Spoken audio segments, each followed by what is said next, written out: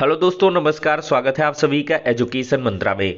दोस्तों, सुबह के वीडियो में हम बहुत सारी इंपॉर्टेंट अपडेट्स पर चर्चा करते हैं। तो दोस्तों, स्पेशली ये वीडियो एडेड जूनियर शिक्षक भर्ती पर डेडिकेटेड है। साथ ही साथ अग्निवीर की तर्ज पर अब अन्य जगहों पे भी भर्तियां शुरू हो गई हैं। सीटेट 2022, आरओ 2016, बीईओ 2019, डीएलएड जैसी तमाम अपडेट पर हम चर्चा तो करेंगे। इसके पहले एक छोटी बात करेंगे सीटेट 2022 की बेस्ट बुक के बारे में जो चक्षु पब्लिकेशन की है। दोस्तों, देखा जाए तो ये पुस्तक संस्कृत की है। इसमें पेपर 1 और पेपर 2 के सारे सिलेबस को क्लियर किया गया है।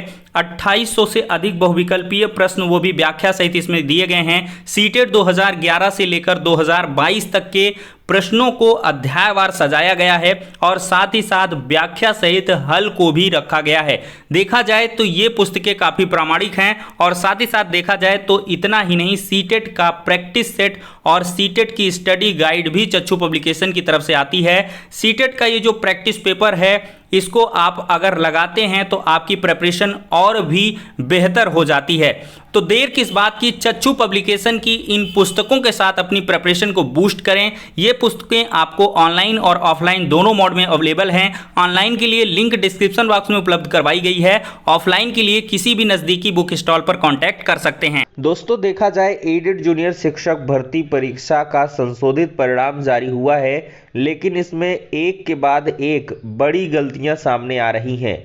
आखिरकार किन वजहों से इतने छात्र परेशान थे और उन वजहों का यहां पर सॉल्यूशन धीरे धीरे पीएनपी की तरफ से दिया जा रहा है। दोस्तों, सोशल मीडिया प्लेटफॉर्म पर एक चीज़ काफ़ी ज़्यादा ट्रोल की गई थी और वो ये थी कि पहले जो उपस्थित छात्र थे वो कम थे, लेकिन इसके बाद जब संशोधित रिजल्ट जारी किया तो उसमें उपस्थित छात्र बढ़ गए।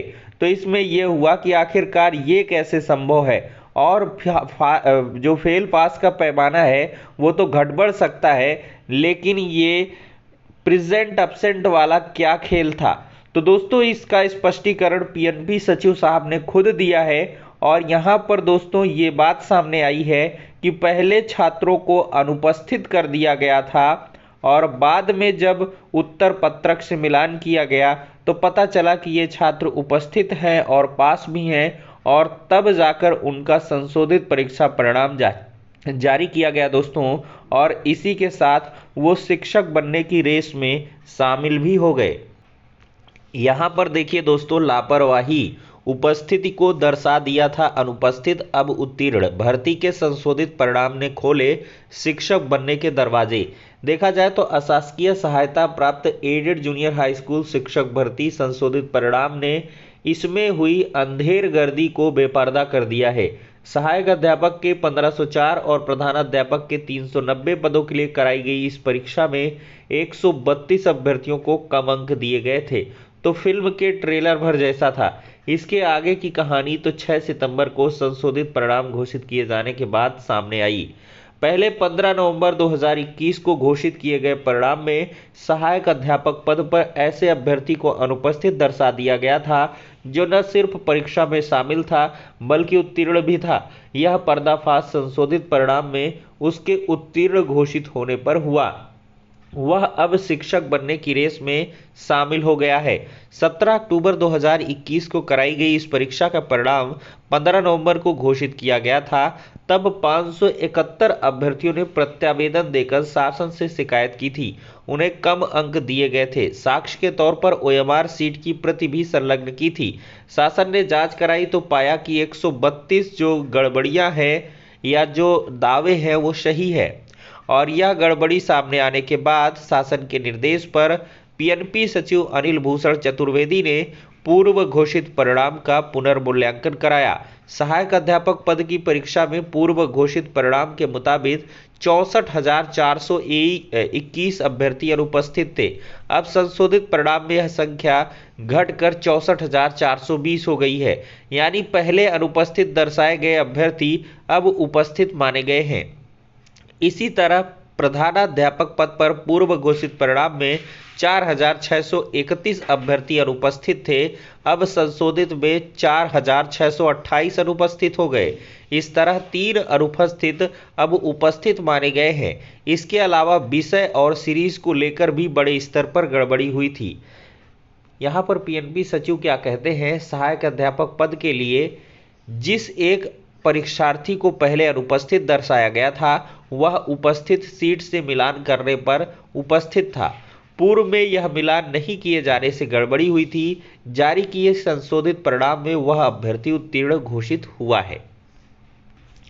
अब दोस्तों एक बड़ी गड़बड़ी है, एक कह लें कि गंभीर लापरवाही है, जिसके चलते हजारों छात्रों की जो नौकरी है वो खत्म हो गई है। निर्देश पढ़े बगैर ओएमआर सीट गलत भरने से मिली निराशा।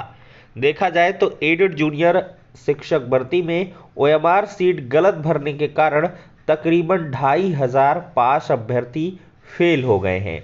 15 नवंबर 2021 को पहली बार जारी इस भर्ती के परिणाम में पास कर तकरीबन 2,500 ऐसे अभ्यर्थी हैं जिन्होंने उत्तर पत्रक यानी कि ओएमआर में निर्धारित गोले के स्थान पर गलत गोले में विषय या सीरीज भर दिया है। उदाहरण के तौर पर हिंदी विषय के प्रश्नों का उत्तर लिखा, लेकिन विषय में गोले की जगह संस्कृत भर दिया। पुनर्मूल्यांकन के दौरान गड़बड़ी पाए जाने में 6 सितंबर को घोषित परीक्षा परिणाम में इन सारे छात्रों को फेल कर दिया गया है। तो दोस्तों बहुत सारे छात्र जो ये कह रहे हैं कि उन्होंने सब कुछ सही भरा है, तो एक बार आप अपने सब्जेक्ट का बबल देख लीजिए। मे बी आप मैथ एंड साइंस के हों और आपने एसएसटी पर गोला किया हो, मे बी आप एसएसटी को हो मैथ एंड साइंस पे किया हो, हिंदी के जगह धोखे से संस्कृत में गोला हो गया हो, तो पहले आप पास दिख रहे थे और आपके मार्क्स भी 110, 105, 115 आ रहे थे। लेकिन अब जब विषय का मिलान किया गया है गोले का, तो आप जो है असफल करार दिए गए हैं। और दोस्तों अगर यहाँ पर देखा जाए तो जो बात कही जा रही थी वो यहाँ से स्पष्ट हो रही है कि इन्होंने सब्जेक्ट का कॉम्बिनेशन बनाया है।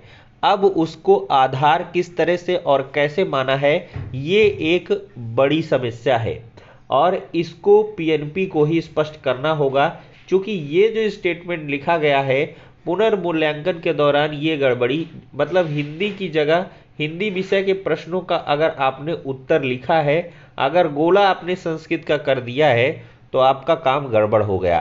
तो दोस्तों ये कुछ यूं समझिए कि जब आपने प्रश्नों को हल किया है उस टाइम पर देखिए कुछ गड़बड़ी आपने कर दी होगी, तभी आपका रिजल्ट यहाँ पर शो नहीं कर रहा है।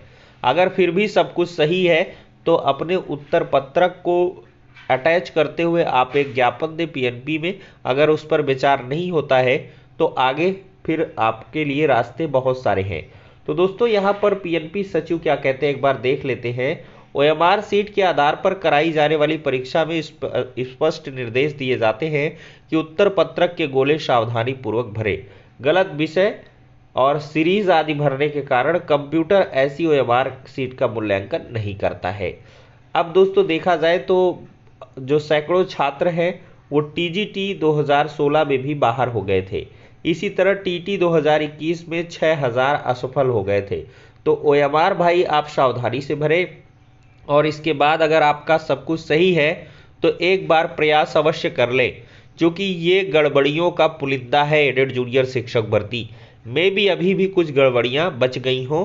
ऐसा कहना पूरी तरीके से जो है गलत भी नहीं होगा। छात्र सही भी हो सकते हैं, आपका दावा सही भी हो सकता है कि आपका सब कुछ सही हो और आपका रिजल्ट ना शो कर रहा हो या आपके मार्क्स ना शो कर रहे हो। तो इसके लिए आप दोस्तों व्यक्तिगत प्रयास करेंगे तभी कुछ संभव है।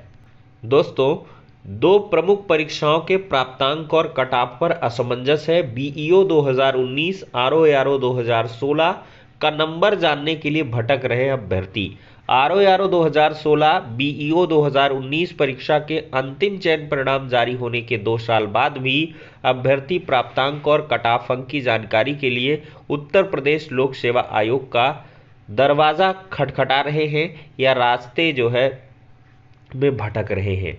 आयोग के जवाब के बाद से बीईओ 2019, आरओ 2016 के अभ्यर्थी परेशान हैं और अभ्यर्थियों का कहना है कि अभी तक इन परीक्षाओं के प्राप्तांक और कट ऑफ जारी नहीं किए गए, जबकि 1 साल पहले सफल अभ्यर्थियों की ज्वाइनिंग मिल चुकी है।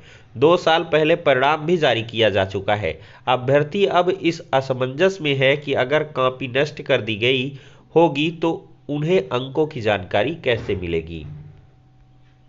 दोस्तों, डीएलएड यानी कि पूर्व प्रचलित बीटीसी का बुरा हाल है। काउंसलिंग 2 चरण की हो गई है। महज 45,000 ने ही दाखिला लिया है। 2,11,000 सीटों के सापेक्ष महज 45,000 अभ्यर्थियों ने प्रवेश लिया है। कई निजी कॉलेजों का तो खाता ही नहीं खुला है। ऐसे में पीएनपी सचिव ने रिक्त सीटों पर सीधे प्रवेश लेने का एक अवसर प्रशिक्षण संस्थानों को दे दिया है। 2,16,600 सीटों के सापेक्ष ऑनलाइन आवेदन लिए गए। कुल 1,70,704 अभ्यर्थियों ने आवेदन किया था और प्रथम चरण के मेरिट के अनुसार 5 अगस्त से कॉलेज का विकल्प चुनने का अवसर अभ्यर्थियों का दिया गया था। अब डेटा जब मंगाया गया दोनों काउंसलिंग का तो पता चला सिर्फ 45,000 ने ही अब तक प्रवेश लिया है। मतलब डीएलएड को टाटा बाय बाय छात्र कह रहे हैं और बीएड की तरफ लगातार मुड़ रहे हैं। दोस्तों, अग्निवीर की तर्ज पर अब आयुध कंपनियों में भी होगी भर्ती। 1 से 4 साल तक के लिए की जाएगी नियुक्ति। 19,900 रुपये होगा वेतन। 4 साल की नियुक्ति से कोई लाभ नहीं होगा, ऐसा भारतीय प्रतिरक्षा मजदूर संघ के राष्ट्रीय कार्यकारिणी सदस्य साधु सिंह का कहना है। गोला बारूद बनाने वाली कंपनी म्यूनिशंस इंडिया लिमिटेड ने पत्र अपना जारी कर दिया है। मतलब दोस्तों, अब अग्निवीर की तर्ज पर आपको बहुत सारी जो कंपनियां हैं वो भी भर्तियां देने वाली हैं।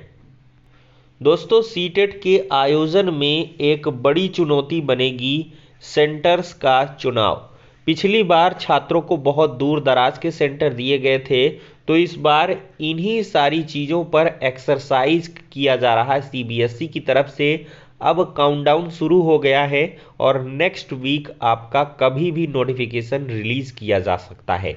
दोस्तों, मोस्ट प्रोबेबल डेट है कि 15 सितंबर के पहले हर हाल में सीटेट का जो विस्तृत नोटिफिकेशन है वो आ जाएगा और सितंबर महीने में ही आपका जो मतलब आवेदन है वो भी शुरू हो जाएगा। सीटेट में इस बार रिकॉर्ड तोड़ आवेदन होंगे। पूरे देश में चूंकि ये परीक्षा आयोजित होगी, इस वजह से बहुत ही ज़्यादा आवेदन आएंगे। चूंकि हर जगह जो भी प्रवेश है, जैसे अभी ये 45,000 डीएलएड वालों ने प्रवेश ले लिया, तो ये 45,000 भी अप्लाई कर लेंगे। तो इस वजह से ये संख्या काफ़ी ज़्यादा बढ़ने वाली है। इसी वजह से सीबीएसई पहले से ही सारे बिंदुओं पर यहाँ पर चर्चा कर रहे हैं और साथ ही साथ कुछ ऐसा किया जा रहा है जिससे कि किसी को भी असुविधा न हो और सकुशल सीटेट 2022 का आयोजन हो सके। और दोस्तों, अब साल में एक बार ही सीटेट होगा, ऐसी इन्फॉर्मेशन मिल रही है। तो फिलहाल के लिए दोस्तों इस वीडियो में इतना ही। नेक्स्ट में मिलते हैं।